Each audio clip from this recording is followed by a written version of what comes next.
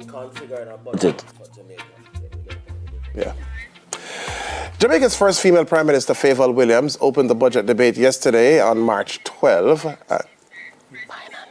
Not Prime Minister. Oh, Mr. Avalago, Prime Minister? Minister. My sincerest apologies. Jamaica's first female Finance Minister, Favour Williams, opened the budget debate yesterday. Here to recap and review the main points, we have economic and financial analyst and talk show host, Ralston Hyman. Morning, Ralston. Morning to you, Mr. Hyman. Yeah, we were having a conversation before the show opened, the segment opened a while ago, where I asked you, essentially, what were you looking for from the minister's presentation? What are you hoping to get? What should Jamaicans be expecting from that opening budget presentation? Well, first, we want to congratulate the minister on becoming the first female finance minister. But what we had expected to hear, if I was presenting the budget at this particular point in time, within the current global context, I'd start off by saying, Madam Speaker, Jamaica is a small open economy, $25 billion US, operating within the context of a larger international economy, 105 trillion, dominated by the Republic of the United States of America with 29.5 trillion, the European Union with 19 trillion, China with 18 trillion, and Germany with $5 trillion. What we're seeing is a high level of volatility because of the policies being pursued by the new president of the Republic of the United States of America. America is Jamaica's major trading partner. 67% of our remittances come from America, 70% of our tourists come from America, 45% of our imports come from America, and 50% of our exports go to America. The tariff war that is being fought by the Republic of the United States of America and all these countries will lead to an acceleration in inflation. The Federal Reserve Board, which is the American and the world's most powerful independent central bank, now says that it is on hold in terms of reducing interest rates indefinitely. This places a floor on what the local central bank can do in terms of reducing interest rates, right? And that is going to impact on our economy, which is right now in a recession. So what we need to do is to develop a growth strategy. I'm going to outline to you today, Madam Speaker, a growth strategy. The Prime Minister says that we are pivoting from stability to growth, and I am going to take this opportunity to outline a growth strategy. One of the first things we are going to do, Madam Speaker, is to look at agriculture, because we now saw that given the latest trade numbers, the country's food and consumer goods import bill was more than our total exports for the first 10 months of last year. Our food and consumer goods import bill was $1.69 trillion, while our total exports were only $1.5 billion. So therefore means that we're going to outline a strategy to deal with the agricultural sector. So we're going to improve the rural road network. We're going to be carrying out a policy of accelerated land reform and land titling. We're going to be investing more in storage, and we're also going to be investing more in technology. Yeah. I'm going to jump in. Yeah. First thing, I'm happy that every time you said, Madam Speaker, you were looking at God, so I appreciate that.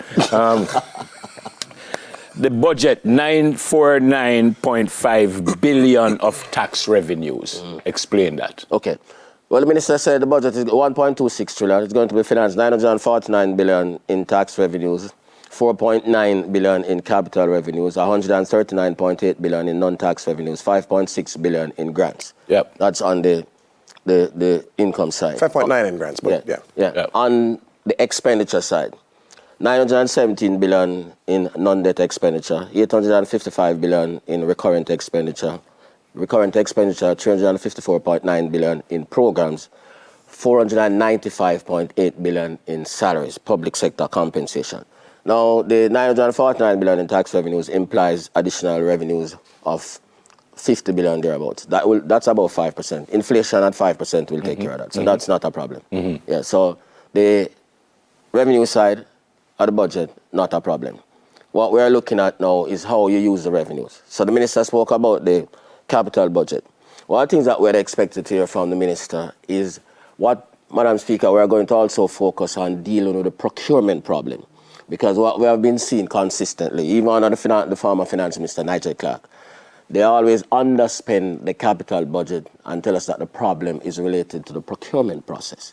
Now, if you don't spend your capital budget you're not going to be able to accelerate economic growth. Fair enough. The capital budget is a budget that we use for our roads, our schools, and all of those things. We don't have a whole lot of time. Overall, what did you think of the budget? If you had to give the minister out of 10 as the highest. 4. 4? Yeah, man. Because we need to, Jamaica is right now in a recession. The rest of the global economy is slowing down because of the policies being... Why 4? Why 4? Because it never covered the areas that it should cover. We need a growth strategy now. So because you're listening for that growth strategy, which is an important area of focus, that for you has essentially given her a failing presentation grade? Yeah, man, because she never addressed the issues that are important. No new taxes for 2025, 2026? No new taxes? What do you think about? Well, no new taxes. Yeah, one of the things that the people of Jamaica have become used to, because of the low level of economic intelligence, is that they only see taxes when the minister goes to Parliament and says, we are going to have a new tax category. But the fact of the matter is that they are paying more taxes. The government is going to collect over 50 billion more in taxes. How? As the minister told you, last year it was... Yeah, no, but from what specifically? Because that's what people at the TV, at the screens are asking. That's what I told you, right. Inflation.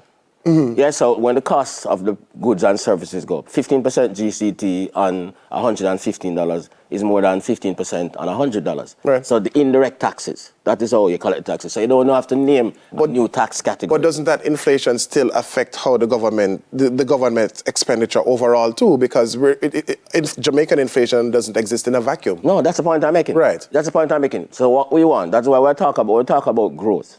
We're talking about real GDP. A lot of people, even the analysts, don't know the difference between real GDP and nominal GDP. Nominal GDP is GDP before the subtraction of what we call the GDP deflator. That's producer and consumer inflation. Right? So right now, real GDP is projected at $3.48 trillion. Nominal GDP. Real GDP is only $799 billion. So we need to grow real GDP if we are going to improve the quality of life of our people. And that is what you were hoping the minister would have. So we need a growth strategy. Yeah, the way the condition that the world is in now. We also need to know how is it that we're going to export more, because that's a big problem. You said you gave her 4. Give me the areas that you thought she hit the nail right on the head, if there were any areas like that in your opinion. Well, in terms of some of the revenue measures, in terms of the reduction of the tax on dividend to external parties. You were impressed with that? Yeah, well, I mean, those things, yeah. But we want to see big ticket items. The growth forecast in the budget is 1% per annum for the next 4 years. So you're moving from recession to stagnation. That's not going to help the Jamaican people. So you were not impressed overall? No, we need a growth strategy at this time.